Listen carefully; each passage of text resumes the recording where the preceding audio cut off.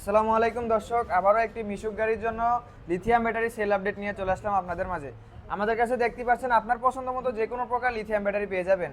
আসসালামু আলাইকুম। ওয়ালাইকুম সালাম। কাকা, কোন ব্যাটারিটা নিলেন আজকে? এই যে সাদা ব্যাটারিটা। সাদা এসএস বডির জি। মিশুক গাড়ির জন্য হ্যাঁ। 48 volt 180 ampere, 48 volt 180 ampere SS body living power সালিরো ব্যাটারিটি কাকা কত টাকাতে নিলেন?